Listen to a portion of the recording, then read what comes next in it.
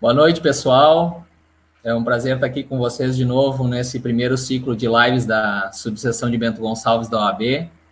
Nesse momento aqui com o Dr. Maurício de Carvalho Góes, colega, amigo, um privilégio estar aqui, acompanhado da nossa colega, sempre parceira, participativa, está tendo um problema na internet aí, a doutora Ellen Locatelli, a presidente da Comissão de Direito do Trabalho. E sem muitas delongas, acho que a Ellen teve um problema aí, professor. Tem problema. Na conexão, daqui um pouquinho ela volta. Para a gente começar a falar um pouco desse tema escolhido para a nossa live aí, que é os efeitos do Covid-19 no direito do trabalho. Fica à vontade aí, a palavra é toda tua. Muito bem, muito boa noite a todos. Fico muito feliz em poder participar aqui dessa live de Direito do Trabalho da subseção da OAB Bento Gonçalves, por vários motivos, mas por tratar de Direito do Trabalho, um tema que sou apaixonado, por tratar de um tema atual e que acho que a cada momento é importante que a gente possa contribuir, discutir, refletir acerca do tema, e ao longo da nossa conversa isso vai ficar cada vez mais latente. Mas o mais importante para mim é poder rever os amigos nesse momento de distanciamento, rever a todos, saber que todos estão participando. Tenho vários amigos em Bento Gonçalves.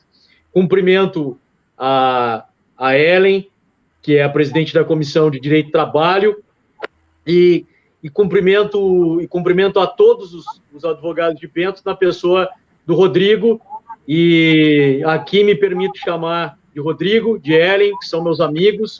O Rodrigo é meu afilhado, e sabe da amizade que nós temos, minha esposa e eu, com o Rodrigo, com a Andressa, com a sua família, e, portanto, eu me sinto em família em poder vir aqui trabalhar com vocês um tema tão importante.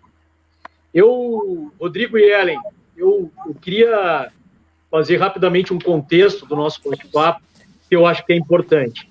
Eu acho que esse momento que vocês propuseram para a gente conversar sobre Covid-19 e direito do trabalho, ele é muito oportuno e talvez mais importante de quando iniciou a Covid. E explico por quê. Porque qualquer conversa hoje sobre Covid-19, direito do trabalho, ele precisa primeiramente ter um contexto de linha do tempo. A gente tem que ter um timeline. A gente tem que discutir rapidamente, lembrar o antes-Covid, o durante-Covid e o pós-Covid. Por quê? Ellen, Rodrigo e colegas, vocês, a maioria que nos assiste aqui, conhece a trilogia do filme De Volta para o Futuro. Vocês lembram que era um jovem, um filme, uma trilogia dos anos 80 e anos 90, um jovem que conhecia um cientista e que num veículo, num carro, desenvolveu uma máquina do tempo, e ele teve a oportunidade de, então, voltar para o passado e tentar consertar o futuro. Não digo que aqui a gente vai consertar o futuro, mas nós vamos alterar o futuro. Todos os âmbitos da nossa vida, todos os campos, eles serão significativamente alterados pela Covid-19.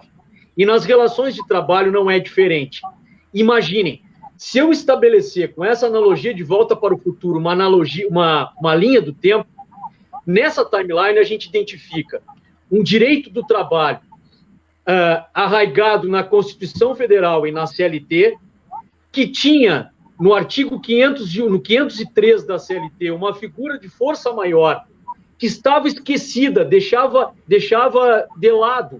Na academia, a gente vai falar, na faculdade, sobre direito do trabalho, pouco se abordava a força maior e o acometimento da força maior na relação de emprego nos contratos de trabalho.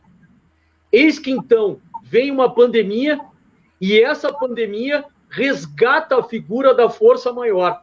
E isso, então, no período pandemia ou durante da pandemia, altera significativamente as relações de trabalho. Por quê? Porque aquelas relações que eram seguras e que, de alguma forma, pela teoria da flexibilização, tinham poucas hipóteses de flexibilização e todas elas, dependentes da negociação coletiva, se deparam com uma situação nova. E essa situação nova, Ellen, nos obriga a recorrer aos ajustes individuais, à autonomia individual de temas caros, como jornada de trabalho e salário, aonde se mexe no pilar e na estrutura do contrato de trabalho de forma individual, com o intuito principal de preservação do emprego. E aqui acaba se materializando aquilo que muito já se defende e que já se traz, inclusive, da doutrina de direito comparado, de que talvez esteja na hora de fazer uma releitura do princípio da proteção e não achar que a proteção ela apenas se refere ao empregado, mas sim proteção da relação de emprego. Para ter empregado, eu preciso ter empregador. Para ter empregado, preciso ter emprego e, portanto, empregador. E aqui trago os ensinamentos da professora portuguesa Maria do Rosário Palma Ramalho, que ela traz princípios que protegem o trabalhador, mas também o empregador. Porque sem essa proteção recíproca ou dupla, eu não tenho como sustentar. Alguém deve estar pensando assim, esse discurso do Maurício está defendendo a medida provisória. Eu não estou discutindo o mérito, não estou discutindo a constitucionalidade, mas estou discutindo a emergência das medidas que vieram. E eu não falo só da 936, eu falo da 927. Eu tenho outras questões que eu vou abordar, mas eu quero, obviamente, passar para ela e para o Rodrigo, para que a gente siga abordando questões específicas, mas quero chegar, antes de terminar, no final, antes disso, quero chegar no término, no fim do timeline, que é o pós-Covid. No período pós-Covid, vai ser necessário uma releitura do que nós temos hoje. Por quê? Porque muitas coisas que essa medida emergencial trouxe, nós vamos ter que incorporar nas relações de trabalho, mas mais do que isso, haverá toda uma recuperação do empreendimento. E, a partir daí, nós temos que ter a consciência de que aqueles empregadores que fizeram a suspensão e a redução, muitos deles vão começar o processo de desligamento, porque a economia foi abalada nesse sentido. Então, nós vamos ter que imaginar, hoje, inclusive, já se cogita, hoje se comentava na imprensa, de se prorrogar o auxílio emergencial, porque sabe que os efeitos serão muito mais penosos do que hoje estão sendo sentidos. Basicamente, era esse contexto, para a gente ficar na mesma página, um timeline do que, como era, o que está acontecendo e o que se almeja, o que se visualiza no futuro. Perfeito, professor. Eu vou passar a bola para a Ellen aí, para ela dar um encaminhamento da sequência da nossa live aí. Fica à vontade, Ellen.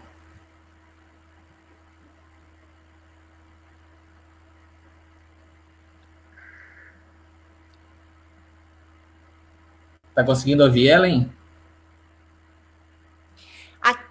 Tá falhando um pouquinho, mas... Bom, boa noite, professor, boa noite, presidente. É um prazer, né, mais uma vez, poder receber o Maurício, né, aqui na subseção para tratar de assuntos tão importantes, principalmente neste momento. Então, é sempre uma honra tê-lo por aqui. A honra é minha. Ellen, eu acho que nós vamos começar a trabalhar nas situações dessa questão da instauração da Covid-19 e até essa linha do tempo que tu estava traçando aí, Maurício. Acho que não vou usar os pronomes de tratamento, tá? Vamos seguir Não. Aqui é Maurício, é Rodrigo e Ellen. Para a gente discutir... Ó, a Ellen caiu de novo, tá bem ruim a conexão dela ali. Até a questão da... A gente teve essa instauração da pandemia e nós tivemos num lapso temporal muito pequeno um monte de decreto, um monte de medidas provisórias, tudo ao mesmo tempo, e queria que tu falasse um pouquinho, Maurício, sobre o reflexo disso, o que isso vai impactar nas relações de trabalho, não só agora, claro que a gente está tendo um reflexo direto, momentâneo, mas daqui nós vamos pensar daqui nas relações de trabalho para o fim do ano. Vamos supor que essa pandemia se passou. O que a gente vai... qual é o ponto que nós vamos atingir no final dessa pandemia nas relações de trabalho? Bom, primeiramente, eu acho, Rodrigo, que é importante destacar o cenário da insegurança jurídica. E falo insegurança jurídica, não sei nem se jurídica, mas talvez insegurança, que já vinha desde a reforma trabalhista, aonde havia discussão pela Lei 13.467 de 2017, aonde veio a lei da reforma trabalhista, vieram 3, 4 medidas provisórias, vieram ações diretas de inconstitucionalidade, algumas em julgamento, e, portanto, se eu pegar como marco, mesmo antes da pandemia, como eu dizia, 2017, se eu pegar como marco a reforma trabalhista, ainda se tinha uma tímida projeção ou atuação dos dispositivos da reforma nas relações de trabalho. O que eu vejo, e as conclusões que se tira, é que ainda havia um conservadorismo, principalmente por parte das empresas, diante da insegurança jurídica que se instala. Quando eu falo em segurança jurídica, é porque nós temos aqui também um problema de atecnia, muitas vezes, do legislador, o que enseja várias interpretações a respeito da matéria trabalhista. Quando se estava começando a assentar essa questão da reforma trabalhista, quando se vinha as interpretações ganhando corpo no judiciário, nós estávamos nos aproximando de algumas adaptações processuais, com instruções normativas. Quando, Rodrigo, ainda estávamos na expectativa do Tribunal Superior do Trabalho revisar as suas súmulas à luz da reforma e definir a questão do direito intertemporal, surge a questão do Covid-19. E aí, com o Covid-19, aumenta-se a questão da insegurança. E por que digo isso? A medida provisória, ela efetivamente, como fonte de direito, lá, instaurada no artigo, relacionada no artigo 59 da Constituição, a medida provisória, ela efetivamente, Rodrigo, serve para esse momento. A medida provisória serve para os momentos emergenciais. Antes disso, ela vinha caducando. Nós tivemos várias medidas. Um exemplo disso foi a 905, que trouxe, entre outras coisas, o contrato verde e amarelo, que caiu. E muito mais por questões políticas do que questões jurídicas e por necessidade disso. Então, tu notas que nós seguimos, Rodrigo, numa linha do tempo de indefinições. Aí, quando vem o Covid, é aquela brincadeira que eu fiz de volta para o futuro. Nós paramos no tempo, porque as duas medidas provisórias editadas, a 927 e a 936, trouxeram essas maneiras ou essas medidas emergenciais. E primeiro a 927. Pois até eu quero fazer uma observação sobre isso, sobre essa questão de medida provisória ou não, mas para nós não perdermos a existência da medida ou não, mas para nós não perdermos a linha que estamos traçando, Rodrigo, para não nos afastarmos do seu questionamento, é importante dizer o seguinte, que mesmo com a ideia das medidas provisórias, quando vem a 936, nós nos deparamos com uma ação direta de inconstitucionalidade. E aí nos deparamos com uma liminar do STF que praticamente criou um engessamento da medida provisória. Ela praticamente ficou engessada. Então não se sabia o que fazer. Então nós ficamos num momento de congelamento que, com a liminar do ministro Lewandowski, logo depois da edição da medida provisória, que se entendeu que o acordo individual dependia da ciência do sindicato para então ter validade, e ele depois explicou em várias declarações que não era isso, e era sim, na verdade, estabeleceu-se uma condição de validade, o que deixou os empregadores ainda na dúvida. Fazemos o quê? E não é só os empregadores, os trabalhadores, Rodrigo. A gente vem num cenário de insegurança de que os trabalhadores e os empregadores não sabem para onde correr, exatamente porque nós temos isso. E muitas vezes no judiciário acaba se trazendo esse tipo de interpretação. Eu não estou fazendo juízo de valor. E aí nós chegamos na perspectiva, Rodrigo. Quando nós falamos em perspectiva, para mim, a perspectiva é: as medidas provisórias não se tornarão lei. E não se tornarão lei, seja pelos movimentos políticos e pelo cenário político que vivemos, que, infelizmente, influencia isso. É uma guerra de política de medidas provisórias, e se o Congresso está contra o presidente contra o Congresso, então eu tomo lá da cá e eu não aprovo medidas provisórias. Infelizmente, não se pensa no objetivo, que é exatamente isso. As normas são criadas para estabelecer paz e harmonia social e para atender os anseios, os fatos sociais que se tornam jurídicos. Eu vejo, Rodrigo, que as medidas provisórias elas vão durar os seus 120 dias. Agora, sexta-feira, já foi prorrogada por mais 60 dias a 927, que traz antecipação de férias, antecipação de feriados, o diferimento do FGTS, a questão do home office. Essa medida provisória já foi antecipada, já foi prorrogada, mas acho que a 936 também, no futuro, vejo que as duas não serão convertidas em lei, e a partir daí, Rodrigo, eu já lanço o spoiler da minha fala, que era o meu objetivo. Para mim, Ellen, diferentemente do que muitos estão dizendo, isso vai reforçar a negociação coletiva. Isso está reforçando a negociação coletiva. Está na hora de muitos sindicatos resolverem efetivamente, que já não tinham a contribuição sindical, resolverem sair da cadeira e moverem-se e estabelecerem efetivamente o cumprimento do seu papel estabelecido no artigo 8º, inciso 3º da Constituição Federal. E quando a gente fala nisso, Rodrigo, eu vejo essa perspectiva. Se nós não tivermos uma perspectiva de negociação coletiva séria e forte, Ministério Público e Judiciário fazendo uma interpretação razoável, entendendo efetivamente o que é força maior, porque muitos juízes estão agora reconhecendo a força maior. Eu quero ver se vão reconhecer nos julgados, quando efetivamente necessitarem analisar os casos concretos. Então, Judiciário, Ministério Público do Trabalho, precisam analisar o caso concreto. Se nós tivermos esse diálogo e a negociação coletiva forte, nós podemos, Rodrigo, amenizar os efeitos. Essa é a perspectiva que eu vejo.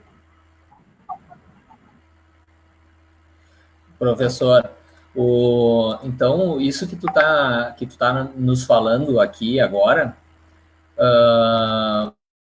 basicamente, assim, nós estamos numa fase de quebra de paradigmas do direito do trabalho no Brasil. Rodrigo, desculpa, deu uma falhada Tu podes fazer tua pergunta novamente?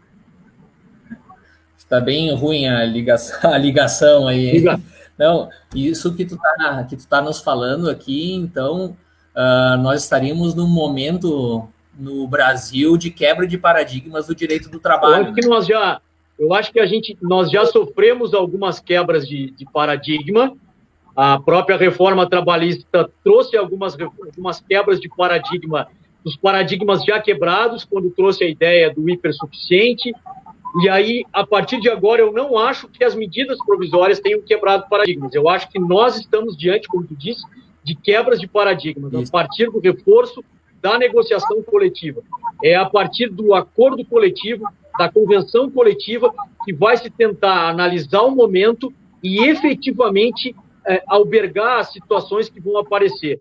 E aí caberá ao judiciário analisar o caso concreto, porque não basta, Rodrigo, fechar frigorífico, não basta deferir liminar com o fechamento. Eu também acho que se não há o preenchimento das medidas de saúde, as medidas sanitárias, elas devem ser fechadas. Mas eu não posso ter uma fórmula, uma velocidade inicial igual a velocidade inicial mais aceleração vezes o tempo. Isso não é direito. Isto não se enquadra no direito.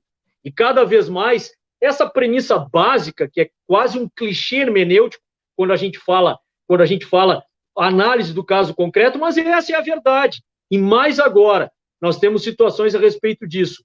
Ellen, eu vou dar um exemplo de que estava agora, minutos atrás, antes de entrar aqui, continuo numa negociação de um mês, uma negociação de um acordo coletivo, um fechamento de uma fábrica, uma dispensa de 300 empregados. 300 empregados. E nós tentamos a medida de redução, fizemos um acordo coletivo para redução, e aqui abro um parênteses. Quando a empresa nos procura e diz assim, Maurício, estamos aqui temos em torno de 350 empregados e nós vamos ter que reduzir salários. E eu disse, em que pese a medida provisória permita redução por ajuste individual em 25, 50 e 70 de 2 faixas salariais, quem recebe até 3.100 e pouco, e além dos 12 mil, eu, Maurício, faria por acordo coletivo. Mas, doutor Maurício, mas eu posso fazer por ajuste individual. Eu posso fazer por ajuste individual. Só um momento que eu me empolguei tanto aqui, que eu dei um tapa no telefone aqui e me perdi, mas agora eu já volto. Já volto para o nossa... Aqui.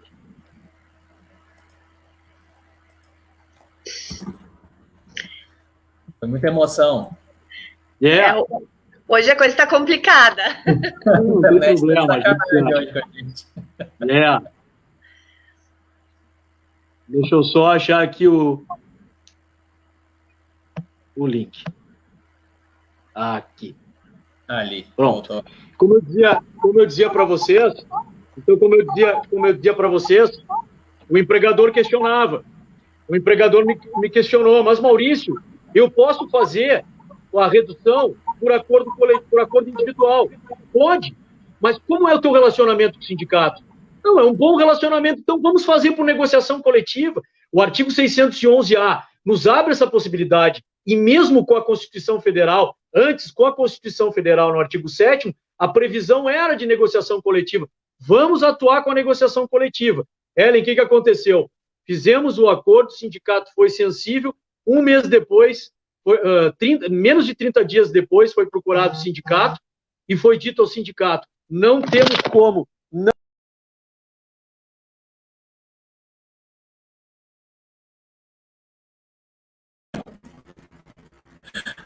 Agora ele caiu mesmo. Espera aí que eu vou tentar buscar o homem. No celular aí não é fácil. Um minutinho aí, pessoal. Vamos lá, problemas técnicos. Ao vivo é assim mesmo, né? Quem sabe... Ô, louco! Coisa do Faustão. Vamos ver se ele... ele voltou aqui, ó. Voltou. Pronto, pessoal. Voltou. Muita emoção. E aí, Ellen, como eu dizia, nós tivemos que procurar o sindicato e dissemos, a empresa não aguentou, não adiantou, vai fechar. E nós estamos fazendo um acordo coletivo com o PDV, ou seja, um plano de desligamento voluntário, tentando indenizar essas famílias, os trabalhadores, mas de forma reflexiva, o impacto que está gerando na comunidade, nas suas famílias como um todo. Então, eu acho que isso é uma perspectiva, Rodrigo. Eu acho que isso vai acontecer. Essas medidas que foram instauradas não serão suficientes para muitas empresas. A economia foi muito mais debilitada do que se imagina ou que se veicula. Então, é nisso. Nós vamos ter que estudar formas a partir da negociação coletiva e entendo que isso será um dos aspectos fortes e importantes para poder evitar os impactos pós-Covid. Exato, porque isso vai acontecer a longo prazo, né? Um efeito cascata, e se agora já estamos sofrendo, né? Que isso é recente, imagina daqui meses. Exatamente. Não, e o pior, eu acho que o pior que nós temos, Ellen, também é o cenário de insegurança jurídica e que, para mim, muitas vezes cai no óbvio. Por exemplo, a medida provisória 927 dizia que que a Covid não caracterizava, não configurava a contaminação da Covid, o artigo 29, se eu não me engano, não configurava doença ocupacional, salvo se comprovado nexo causal. Isso é o óbvio, e vamos mais longe.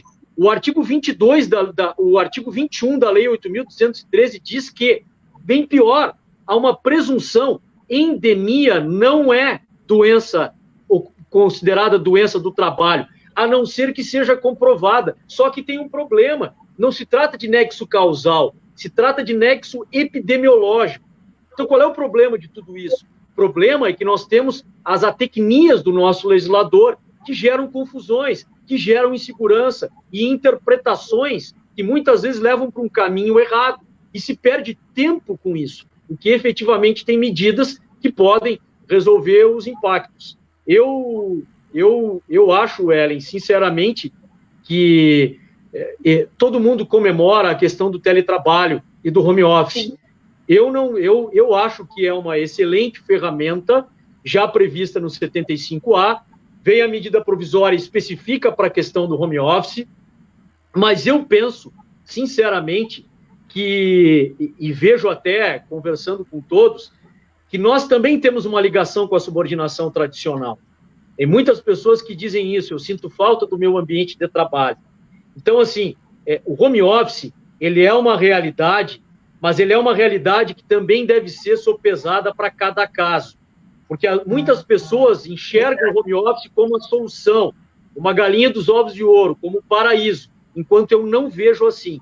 Eu vejo o home office, mas vou falar genericamente teletrabalho como gênero, eu vejo o teletrabalho com alguns problemas de ordem prática e que devem ser levados ao caso concreto. Eu não sou um entusiasta de algumas figuras e dizem, não se preocupa, porque tem pessoas que esquecem, Rodrigo, o caso concreto e dizem assim, não, eu vou fazer com a Ellen aqui uma alteração de teletrabalho. Aí eu altero, obedeço ali o prazo de 48 horas da medida provisória, altero para home office, faço um termo, um contrato, coloco ali o ajuste e digo o seguinte, não vou gastar com cadeira, não vou gastar com internet e não vou gastar com luz. E o laptop é teu. Te vira, Ellen, certo? E mais, Ellen, tu cuida que tu tem que obedecer à ergonomia, os teus pés têm que estar em ângulo de 90 graus, tu tens que apoiar as tuas mãos, só que isso depois vai ser judicializado. Então, o que nós temos que fazer não podemos dizer não podemos nos negar, mas temos que trabalhar com a ideia do risco. Agora eu falo especificamente para os empregadores. Eu vejo empregadores que olham a lei de forma objetificante e dizem o seguinte, aqui está a norma, nós temos como advogados, e agora falando aqui especificamente para os advogados, a minha opinião e tenho a oportunidade de participar da formação de muitos, sempre digo, e o meu sentimento o advogado de reclamada é o mala, é o chato. Ele tem que ser o meio termo daquele que diz, é possível, vamos para a briga, vamos para a porrada, é impossível implementar, vírgula, mas aqui pensa que tem neste aspecto esse risco e esse risco. Eu acho que nós temos, cada vez mais, Rodrigo, eu acho que nós vamos entrar nisso. Nós estamos muito longe de um compliance trabalhista, mas acho que cada vez mais nós vamos chegar próximo desse aspecto. Eu acho que, para a advocacia especificamente, o consultivo trabalhista vai ganhar muita força. Acho que, Ellen, estamos caminhando, somos ainda uma sociedade muito beligerante, estamos caminhando a passos muito vagarosos para a ideia da mediação, da solução de conflitos autocompositivos, mas a verdade é que cada vez mais nós vamos analisar esses aspectos, inclusive da negociação coletiva, para resolver problemas.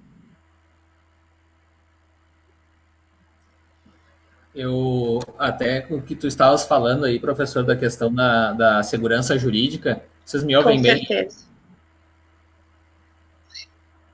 Me ouvem bem? Sim. Da segurança jurídica ali, e era uma das grandes discussões que a gente teve antes quando começou a falar sobre a reforma trabalhista, né? De que não sabíamos qual seria o resultado efetivo a partir do momento que nós teríamos as decisões do Tribunal Superior do Trabalho, né? E o próprio STF começou a decidir sobre temas trabalhistas também, né? E essa é a sensação que nós estamos tendo de toda essa realização de medidas provisórias, situações no direito do trabalho que a gente vem tendo por conta do Covid, né? A gente tem toda essa insegurança jurídica desse período de que das atitudes que nós, advogados, estamos indicando para os nossos clientes, né? Tanto na esfera do reclamante quanto principalmente do reclamado. Até mesmo nessas situações de que a gente levanta a possibilidade do acordo coletivo, da força do acordo coletivo e tudo mais, né? Eu acho que eu entendo que um dos grandes receios que nós, advogados, estamos tendo é não efetivamente saber o que dizer para o nosso cliente, qual é o rumo que nós vamos tomar e ter uma segurança de dizer, não, esse é o melhor caminho.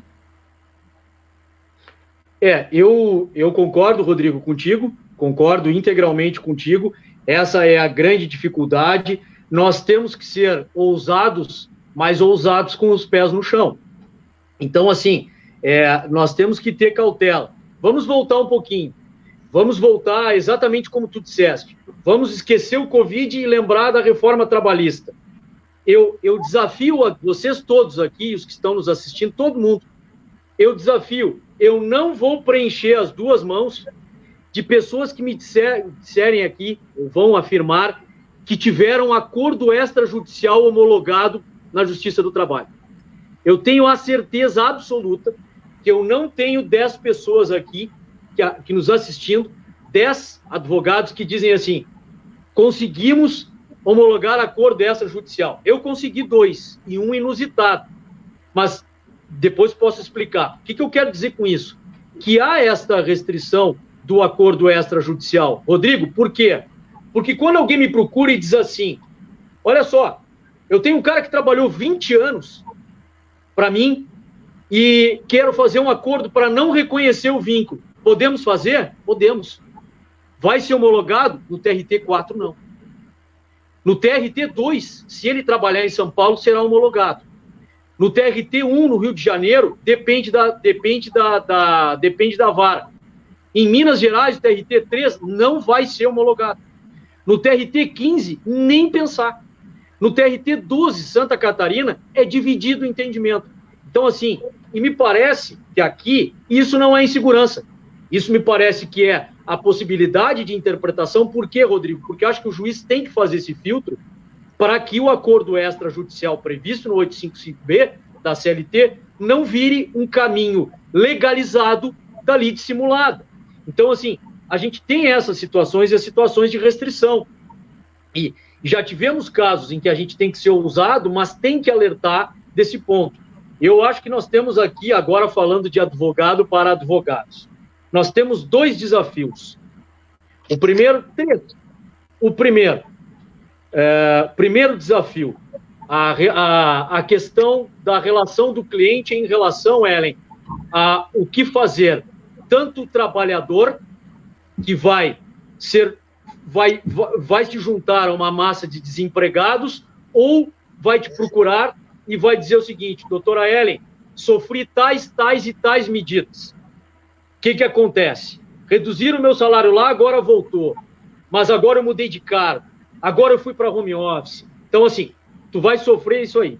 Em relação ao empregador, Rodrigo, nós vamos ter que dizer para o empregador, segue por aqui, tem o risco. Aqui, a jurisprudência provavelmente vai entender dessa maneira. Então, nós temos um desafio de interpretação do caso concreto e do risco futuro, e até desconhecido. Primeiro ponto. Segundo ponto, nós temos um desafio de gestão do escritório. Nós vamos ter que... Gestão do escritório. Nós sabemos a dificuldade que temos de gerir o escritório hoje. Muitas vezes com os advogados, seja como associado, seja como sócio de serviço, ou advogado com vínculo empregatício, isso também vai afetar os escritórios de advocacia.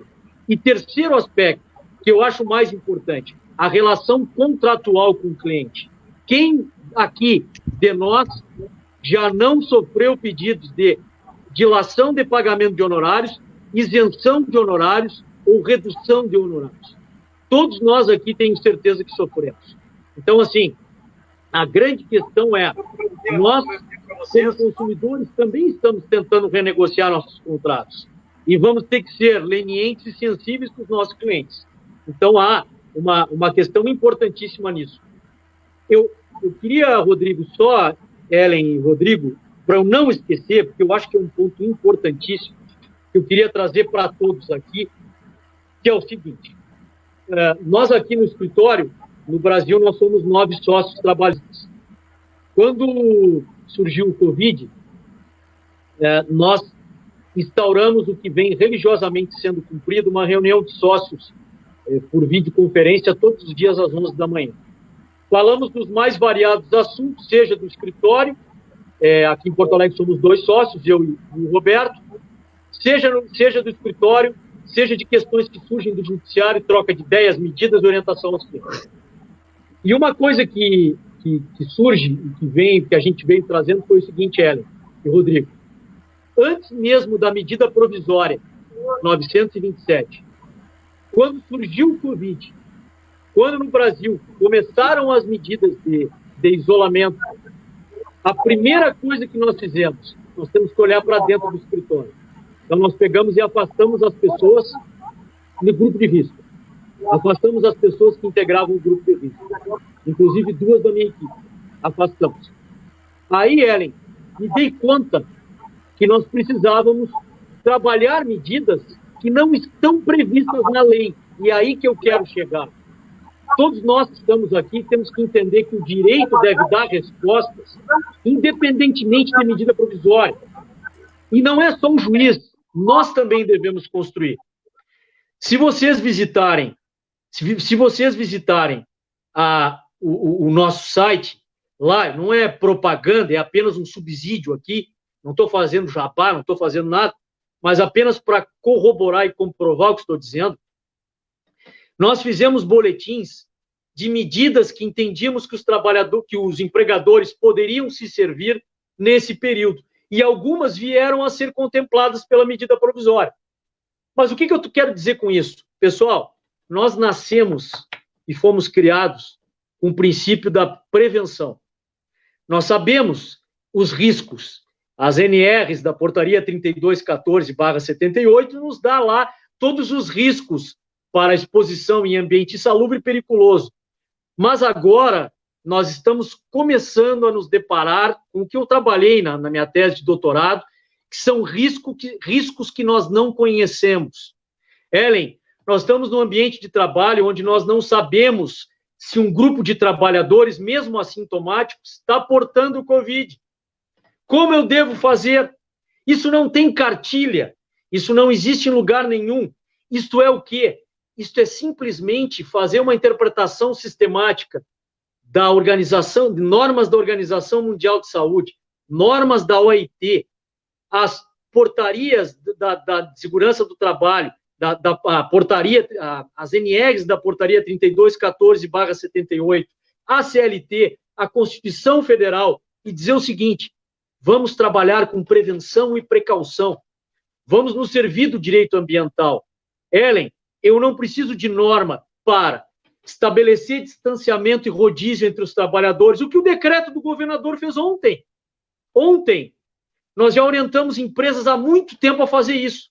Distanciamento entre as estações de trabalho, uso da máscara, o álcool gel, a questão de não apertar o botão do elevador. Aqui no nosso prédio agora é a recepção que aciona o elevador, para que eu não tenha que colocar o dedo no botão do elevador. Não use a biometria, use uma outra forma de acesso à catraca da empresa.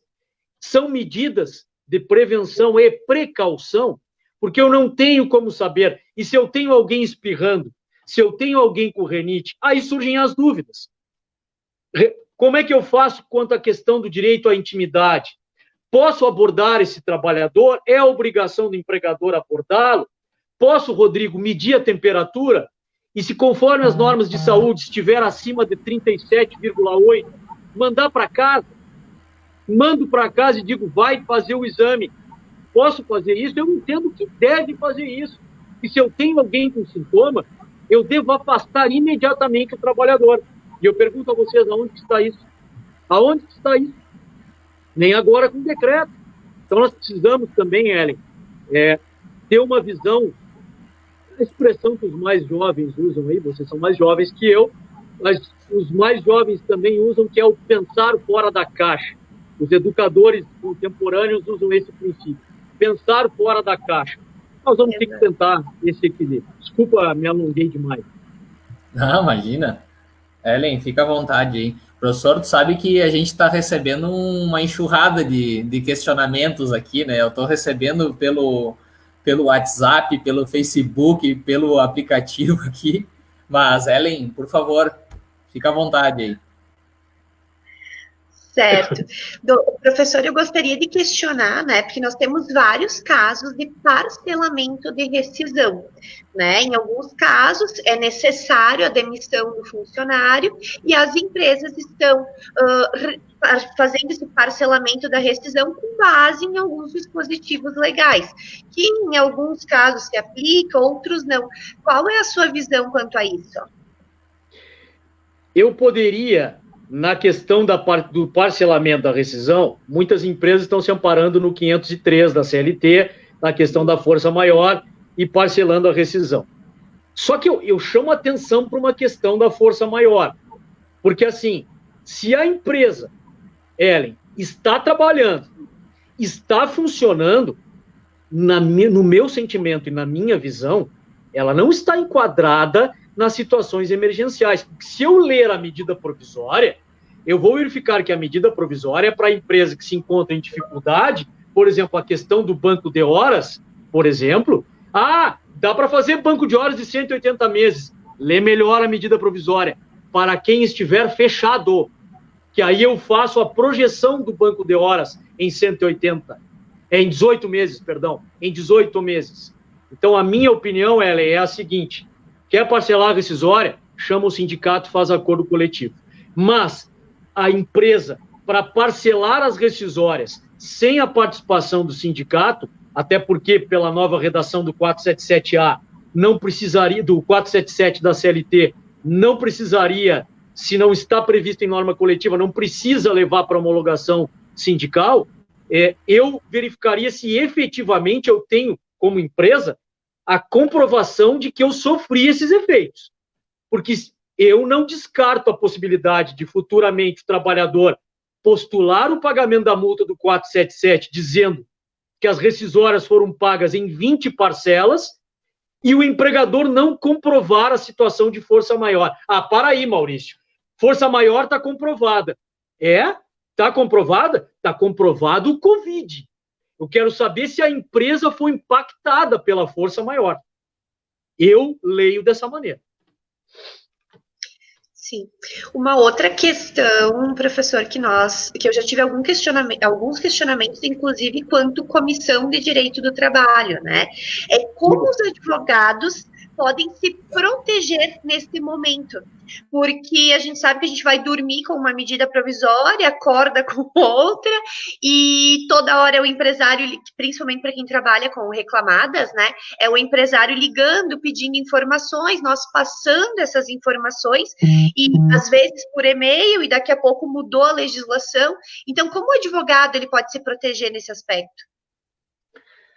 Se eu entendi bem tua pergunta, Ellen, a ideia da proteção a primeira coisa, tu sabes que eu tenho muito cuidado na questão da análise de concessão de um parecer, e agora, há 1 hora e pouco atrás, um querido ex-aluno me mandou um e-mail e eu neguei me manifestar a respeito. Ele pediu uma ajuda, até porque nós advogamos para banco e ele queria uma informação de um processo em que ele era o reclamante contra banco. Por uma questão ética, eu não ia me manifestar.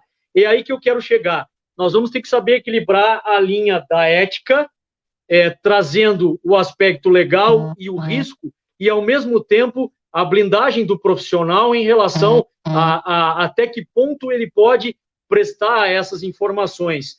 Cada vez mais, Ellen, por esses avanços tecnológicos, hoje nós somos filmados, nós somos gravados. Então, assim, hoje eu acho que o advogado tem que ter o cuidado de trabalhar a transparência desse parecer e, de alguma forma, ter registrado, mas registrar na medida do limite e da ética profissional. Infelizmente, o que a gente vê hoje é alguém que me ouve, vai para o Rodrigo, depois do Rodrigo leva o parecer meu e do Rodrigo para ti. Então, chama-se o parecer requentado. Ele vai requentando, é o parecer micro-ondas. Ele sai de mim, aquece com o Rodrigo, ou como se diz na campanha, aquenta, ele aquenta com o Rodrigo e aquenta com a Ellen. E provavelmente isso vai dar um telefone sem fio. Te lembra aquela brincadeira na escola, né? Lá na ponta, com 30 pessoas, falava bola, terminava cola. Por quê? Exatamente porque ele vai sendo distorcido. Então, assim, eu acho que tem que ser, hoje, o que se pode fazer é termos de confidencialidade, juntamente com o cliente, pareceres numa linha ética, ter muito cuidado em relação ao e-mail, pedir que esse parecer, colocar, se for um parecer escrito, colocar por escrito, dizer que não autoriza a sua liberação para o compartilhamento para outras pessoas, tendo em vista que é aquele caso. Uma coisa que eu tenho feito, digo assim, que o parecer é feito com base nos fatos que estão me sendo entregues, porque às vezes, geralmente, esse tipo de pedido é o pedido Kinder Ovo. Eles te trazem uma situação, tu vê e depois tu vai descobrir que não era bem assim. Então, assim, eticamente, e vocês aí, em Bento Gonçalves, têm essa tarefa, vocês que têm uma cidade grande, uma cidade desenvolvida, mas com um ambiente interiorano onde todos se conhecem. Então, por essa razão, é importante que vocês tenham, até para preservar, né, Ellen, essa questão entre os colegas. A grande questão vai ser o seguinte, Ellen, muito provavelmente, certo? O Dalla Coleta, querido amigo, meu querido ex-aluno que aí provavelmente nos assiste, o Dalla Coleta, o Rodrigo, digam coisas diferentes a respeito do mesmo fato, por uma questão de interpretação, entende? Então, eu acho que a gente tem que sempre tratar o caso, eu tenho cuidado de dizer, eu leio dessa forma, como eu respondi para ti agora, eu leio desta forma, talvez tenha uma interpretação, mas ter muito cuidado, porque nós vamos receber, geralmente, pareceres micro-ondas.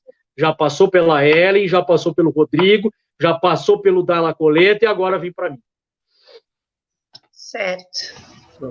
Ellen, eu vou pular na tua frente um pouquinho. Eu tenho um questionamento que se falou muito ali, professor, quando foi expedida a 936, sabe? Uma questão de interpretação ali. Se é possível ou não a suspensão do contrato de trabalho de empregado aposentado. Vamos lá. Isso gerou uma discussão, na medida em que, mais uma vez, para mim, por problemas de terminologia ou de atecnia, a medida provisória ela refere que não receberá o benefício emergencial, o BEM,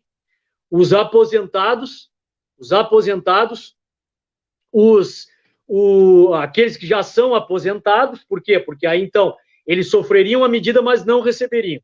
Então, os aposentados e aqueles que gozam de cargo público, recebem valores do erário ou estão gozando de benefícios como benefício previdenciário.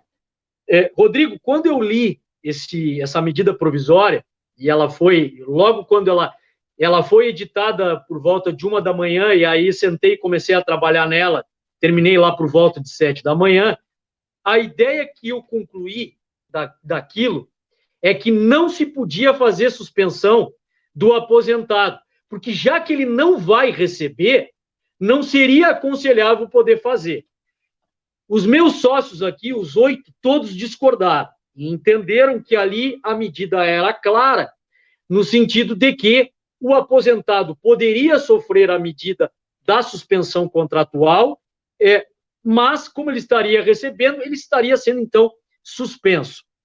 Eu não me recordo agora o número, mas há umas semanas atrás foi editada uma portaria da Secretaria Nacional, da Secretaria Especial de Previdência e Trabalho, que ela estabelece ali todos os critérios para percepção do benefício, acesso e tal.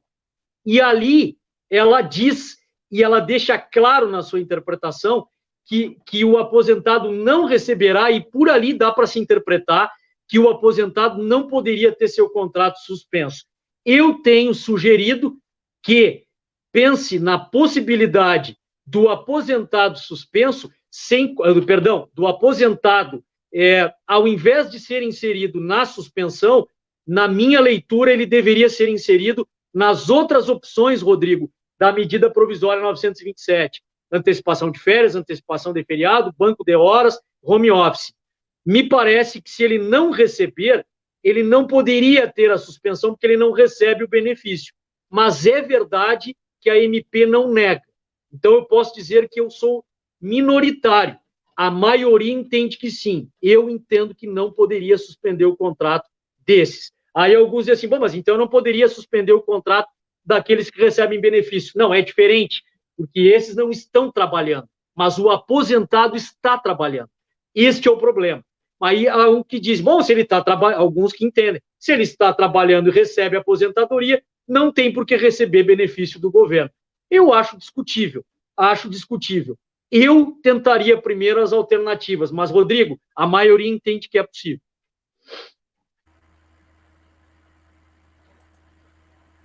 Ellen, fica à vontade. Já que falamos, né, do nosso antigo presidente, né, o Cleber Dalla Coleta, estava verificando aqui nos comentários da nossa live, e ele comentaste, professor, a respeito do 503, do Força Maior que nós tínhamos falado, que grande parte da doutrina entende que ele não foi recepcionado pela Constituição Federal. Então... mais essa, o Coleta traz bem isso. Deixa eu até acompanhar a redação aqui. O Dalla Coleta traz bem lembra bem essa questão da discussão, porque como eu disse no início, essa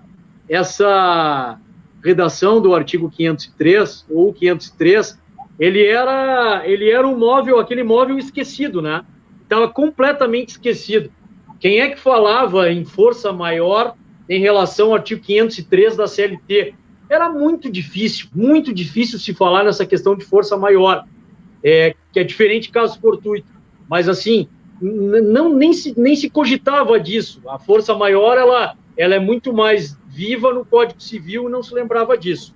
E aí, o que acontece? O Dalla Coleta tem razão em lembrar disso. Teve um bom professor de pós-graduação, por isso que ele lembra bem dessa questão aí. Mas o Kleber, tu tens razão. O que acontecia? Quando veio o artigo 7º da Constituição, ele estabeleceu redução de salário apenas por acordo e convenção coletiva. O que acontece? Por que o Dalla Coleta suscitou isso? Porque em 65, eu não me recordo o número da lei, mas eu tenho aquela lei de 65 que já previa a possibilidade de redução até 25% com negociação coletiva. Daí, Dalla Coleta, o que acontecia? Veio força maior e na redação do 503 não fala nada. Então, a maioria da doutrina interpretava que na força maior poderia por ajuste individual. Eu sempre achei, desde que comecei a estudar direito do trabalho, que, ao contrário do que muitos pensavam, Dalla Coleta, eu entendo que o artigo 513 ele foi recepcionado, ao contrário dessa tese que tu trazes. Mas, com a seguinte ideia, eu entendo que ele foi recepcionado, mas que ele tem que ser lido, interpretado sistematicamente com a Constituição. Ou seja, eu não posso dizer que não existe força maior. Me parece que ele foi.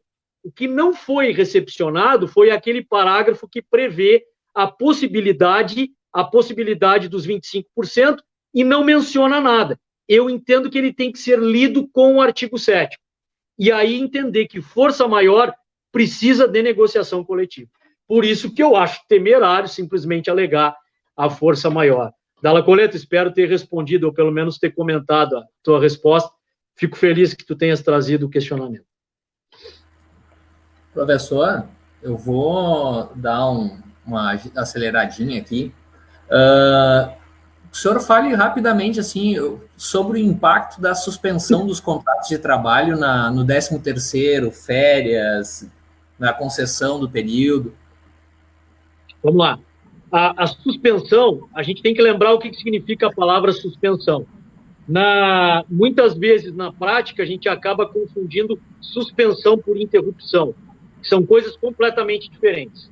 A interrupção, eu não tenho trabalho, mas tenho salário. Na suspensão, considerada como suspensão total, eu não tenho trabalho e não tenho salário. O exemplo típico que nós conhecemos é aquela pessoa que tem atestado até 15 dias e se passa dos 15 dias, a partir do 16º dia de afastamento, ele vai para o benefício previdenciário, goza do auxílio-doença e, a partir dali, suspende. Então, até o 15º dia, o contrato interrompe e, a partir do 16º dia, suspende. Quando veio, Rodrigo, a ideia da suspensão contratual acompanhada da possibilidade do benefício, pagamento de benefício pelo governo, nós podemos fazer uma analogia grosseira com o benefício previdenciário, que não deixa de ser isso aqui um risco social, tá? Que é a função do benefício previdenciário cuidar. Razão pela qual, nesse aspecto, na suspensão, o contrato, e muitas pessoas falam errado. Primeiro diz assim, eu suspendi a Ellen. Não. O que foi suspenso foi o contrato de trabalho da Ellen, mas está errado. Para responder essa pergunta, nós temos que um pouco mais no conceitual do direito do trabalho, Rodrigo, lembrar o seguinte, que o que suspende é a execução do contrato. O contrato com a Ellen está vivo. A Ellen é minha empregada e eu sou empregador. O contrato está lá, bonitinho, intacto, vivo. O que suspendeu é a execução. E quando eu falo em execução, eu volto àquela história do sinalagma do contrato. A principal obrigação da Ellen é trabalhar e a minha é contraprestar. Essas obrigações estão suspensas, Rodrigo. Se elas estão suspensas e o contrato está na execução suspenso, esse período não vai contar para fins de cálculo de 13º e férias. Até acho que se o empregador quiser calcular por liberalidade, e eu vou mais longe. Ellen, se eu fizer isso numa negociação coletiva, por que não dar isso em troca? Né? Dar uma ajuda compensatória e por que não dizer, olha, nós vamos contar para fim de tempo de serviço. Mas, Rodrigo, não conta. Tecnicamente, se eu considerar a suspensão, não conta. À vontade, Ellen. Tua vez. Tu tem que liberar o microfone aí, Ellen. Verdade, liberado. Na verdade, são vários questionamentos, né? Um outro questionamento que vem sendo feito com bastante constância é a questão do FGTS, da liberação do FGTS, não liberação, e como a empresa poderia auxiliar isso nesse momento, onde vários funcionários estão sofrendo, né, de forma pecuniária. Existe alguma ferramenta, alguma coisa que o senhor interprete nesse sentido? Eu tenho visto já algumas pessoas levantando a tese de que seria possível, nesse período, postular judicialmente a liberação do fundo de garantia, tendo em vista a dificuldade do período. Eu particularmente entendo que não. Essa questão do FGTS, ela é taxativa no artigo 19 da Lei 8.036 e 90. Penso, Ellen, que não há possibilidade, inclusive as hipóteses de casa própria, a questão do financiamento da casa própria, o casamento, a dispensa sem justa causa, o desligamento após 3 anos por demissão ou dispensa sem justa causa e o mútuo acordo na liberação dos 80%. O que eu tenho visto, Ellen? O que eu tenho visto é quando as pessoas são desligadas no PDV. E, teoricamente, no PDV, como é um desligamento voluntário, não há direito ao FGTS. Eu tenho visto causas, não no TRT4, no TRT12, o sindicato fazendo um pedido de jurisdição voluntária e uma petição de liberação ao juiz, e os juízes têm liberado no caso do PDV. Agora, em situações como essa, eu não vislumbro a possibilidade de se pedir a liberação do fundo de garantia para as pessoas que estão passando essa dificuldade. é bem verdade, Ellen, que aí talvez o que se possa pensar, o que eu acho que o governo vai pensar, é para aqueles que recebem o auxílio emergencial. Então, é a mãe que sustenta a família monoparental, o autônomo, o trabalhador do contrato intermitente, mas esse é que recebe o auxílio emergencial de R$600, que tem mais de 30 milhões de pessoas já pedindo e metade não recebeu. Então, assim, eu vejo que talvez essas pessoas que estão vivendo de doação, que estão vivendo de solidariedade, é muito provável que essas pessoas busquem a liberação do FGTS, mas nas medidas da medida provisória, eu acho que não. Ok, mas era justamente nesse ponto, né, do ingresso da ação judicial visando essa liberação, sem ser caso de demissão em PDV. Isso aí. Professor, eu não visualizo. Nós estamos aí nos finalmente da nossa live aí. Aqui, como a gente tem vários advogados de todos os lados, tanto de reclamante quanto de reclamada, tem um último questionamento para te fazer de um levantamento que teve essa semana, não semana passada, sobre a consideração da Covid como doença do trabalho, tá? Então, o senhor entende que é obrigatório o empregador emitir a CAT, mesmo ele não tendo certeza, sem saber se o contágio é decorrente da atividade da empresa? Não. Eu entendo que não. Eu entendo, primeiro, eu parto do pressuposto legal. Há uma presunção legal no artigo 21 da Lei 8.213, lá num dos parágrafos, incisos e letras, que tem lá, endemia, a presunção é legal. Parte da presunção. Se tem presunção legal, a presunção legal para mim, não precisava nem medida provisória. Para mim, a medida provisória veio para o óbvio. Nesse caso aqui, o STF, o ministro Marco Aurélio, deu uma liminar para suspender o artigo 29 da medida provisória em relação a isso. Para mim, é regra geral. A presunção legal na Lei 8.213, o artigo 21, diz que é endemia. Endemia não é doença do trabalho, vírgula, salvo se comprovado que decorre da natureza, entre a natureza da atividade desenvolvida e a doença cometida, certo? Então, esse é o primeiro ponto. Segundo ponto, Rodrigo, vamos para a parte prática, certo? Vem alguém e diz, eu tenho Covid. Muito bem. Eu tenho que tomar as providências que eu, como empregador, que eu tomo em relação a todas as doenças que ocorrem, independentemente se são do trabalho ou profissional, ocupacionais, gênero, né? Ocupacionais. Se é acidente do trabalho, eu tenho que agir como? Se vem alguém doente, a primeira coisa que eu tenho que fazer, eu estou doente. Essa pessoa tem que ser afastada para ser atendida, certo? Se ela tem o sintoma, se ela está com a febre acima de 37,8, se ela está espirrando, com dor no corpo, e diz, eu não estou me sentindo bem, primeira coisa, ela tem que ser encaminhada. Então, o que eu tenho orientado? Ela vai encaminhada. Aí a pessoa volta e diz o seguinte, olha só, estou aqui manda o atestado por e-mail, enfim, por meios eletrônicos, e diz assim, estou com Covid. E eu peguei Covid e contraí o Covid na empresa, certo?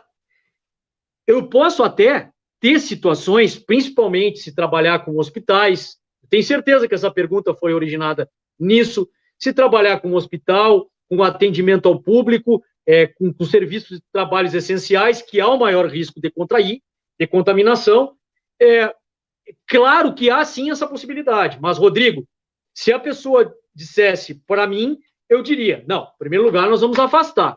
Eu não faria a CAT, tendo em vista que, para mim, considerando o Covid-19, nós estamos vendo no mundo inteiro que não há, no primeiro momento, como determinar a sua origem. E é por isso que, inclusive, a pessoa tem que ficar em isolamento por 14 dias. E há casos de... Não se sabe ainda se a pessoa que depois contaminada desenvolve anticorpos e não pode ser contaminada novamente. Então, assim, a ciência não tem certeza. Se a ciência médica não tem certeza, eu não faria a CAT. Ah, mas tem o artigo 22 que obriga. Obriga quando tiver uma doença notoriamente do trabalho profissional. Minha opinião, sei que não vai agradar a muitos, mas não entendo que, numa situação como essa, endêmica e pandêmica, eu parto do pressuposto legal. Eu não tenho como saber. Ah, mas Maurício, num hospital é possível existir? É evidente que sim. É evidente que é possível contrair. E aí vai ter as repercussões trabalhista, previdenciária e responsabilidade civil trabalhista. Tem, evidente que sim, mas vai cair na vala comum. A culpa é subjetiva. Vai demandar de prova. Agora, a partir de uma presunção que eu tive Covid, eu tive Covid porque eu trabalho com 30, 40 pessoas e tinha um esperrando, o outro com o nariz escorrendo, o outro com dor no corpo, peguei lá, presunção, desculpa, nesse momento e nesse caso eu entendo que não. Beleza, então, Ellen, fica à vontade aí para os finalmente aí, nós chegamos a 1h05, parece que foi 5 minutos só, né? Voou o tempo. Pois é, ainda mais eu que perdi os 5 minutos iniciais, né? Mas realmente, Rodrigo, passou muito rápido. Nós teríamos assuntos aqui para a noite toda, com certeza, porque são vários questionamentos. Eu acho que a área trabalhista agora ela está bem em evidência, porque nós estamos sofrendo ataques diretamente e uma insegurança jurídica, né? São muitas situações, e como o professor Maurício disse, nós temos que nos cercar do máximo de informações possíveis e trabalhar com o que nós temos até o momento, né? Sabendo que lá na frente o futuro ele é incerto, com certeza. E eu compartilho a opinião. E eu acho, Ellen, que vocês têm um instrumento aí. Eu já conheço vocês de algum tempo e vocês têm um instrumento. Vocês são extremamente unidos aí, dedicados na OAB, é um grupo jovem e que tem muito a oferecer, e acho que essa comissão de Direito e Trabalho deve reunir todos os esforços e discutir. Agora sim, eu vou voltar naquele discurso. Se botarem bandeira enrolada no pescoço, e isso vale para advogado, Ministério Público, juiz, desembargador e ministro do TST. Se eu me enrolar em bandeira, se eu enrolar bandeira de partido político ou ideológica no pescoço, não anda. Não vai andar. E aí eu termino, Ellen, com a tua primeira pergunta. A perspectiva é essa. É o diálogo para que a gente possa, na negociação, mesmo que venha na judicialização, ter a oportunidade, no devido processo legal, discutir essas medidas interpretativas. Agora, desprendidas de bandeira ideológica, vocês têm aí um espaço que vocês utilizam do ponto de vista democrático para poder, entre vocês, trazer os problemas. Tem advogados que eu conheço, enfim, aí, os advogados que são de trabalhadores, advogados que são de empregadores, e sei aí que em Bento é bem segmentado, e isso é do interior, funciona dessa maneira, mas isso não é motivo para discórdia.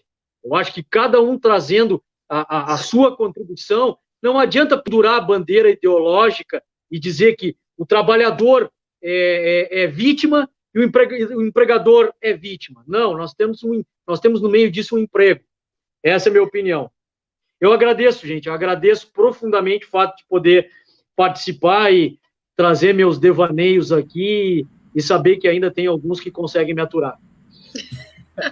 Imagina, nós que agradecemos, né? E sempre vamos ter essa lembrança, porque o professor Maurício, ele foi nessa gestão da OAB, a primeira palestra que nós realizamos na subseção foi com o professor Maurício, e agora na área trabalhista, essa questão das lives, também tivemos o prazer de poder ouvi-lo novamente. Muito obrigada. O prazer é meu, eu que tenho que agradecer. Tia Maurício, te agradecer aí, muito obrigado por sempre prestativo, sempre disponível para participar com a gente aqui na subseção.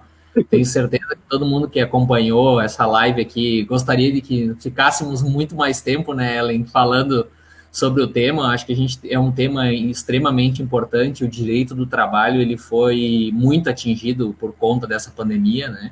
E acredito que nós vamos continuar ainda por muito tempo discutindo sobre essa matéria, não só em sede de varas do trabalho, mas até o TST, né, e quiçá o STF, muitas coisas, né. E te agradeço, professor, por participar conosco aqui. É sempre um privilégio te ter aqui e saber lembrar lá das cadeiras da faculdade, nem faculdade, né? Dos preparatórios da OAB, professor, de te conhecer e poder usufruir desse conhecimento enorme que tu tem aí e principalmente desse carisma, esse carinho que tu sempre tem conosco aqui em Bento. Te agradeço aí, agradeço a todo mundo que participou dessa live, foi muito legal. E aproveitar aqui para convidar que amanhã nós teremos mais uma live, né? Essa semana é o primeiro ciclo de live, né? E como a Ellen falou, né, professor? Tu é o primeiro fora da subseção que está participando, está abrindo os trabalhos da subseção. Ontem nós tivemos com os ex-presidentes, o Felipe e o Clever da Lacoleta. E te agradecer mais uma vez. Manda um abraço para Karina, manda um abraço para os bebês aí. E vamos para a próxima. Muito obrigado, Ellen. Valeu a participação. Foi show de bola. Boa noite para todo mundo. Obrigado pelo carinho. Beijo para vocês. Beijo a todos. Um abraço para quem nos assiste. Valeu. Tchau, gente. Tchau, tchau. Tchau.